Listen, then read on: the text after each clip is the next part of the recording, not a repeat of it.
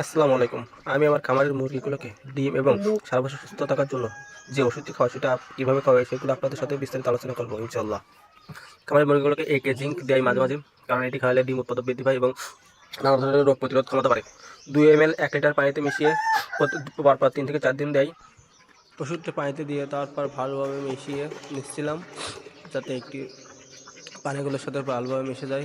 তারপরে এটা পানির পটে সুন্দর করে দিচ্ছিলাম, যাতে ওর চারিদিকে কোনো পড়ে না যায়। আস্তে আস্তে সুন্দর করে দিবেন। আমার যেহেতু অল্প অল্প মুরগি, সেই জন্য 5 লিটার পানিতে আমার হয়ে যায়। দেখুন কীভাবে দিচ্ছি।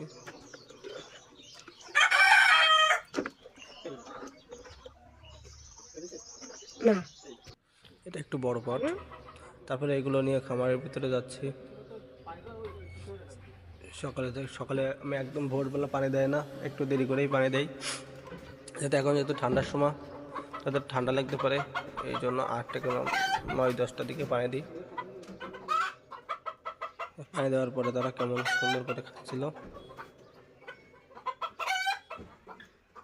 এগুলো আমার পাকিস্তানি মুরগি, অনেকগুলো মোরগ আছে। তারা এখন ডিম পাড়া শুরু করেছে। তা এখন সবগুলো ডিম পারে না অবশ্যই।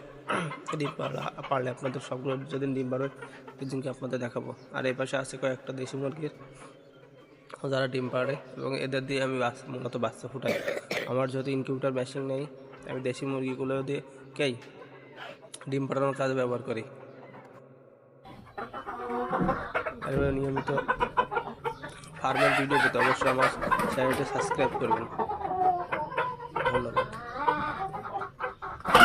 আসসালামু আলাইকুম। ভালো থাকবেন সবাই।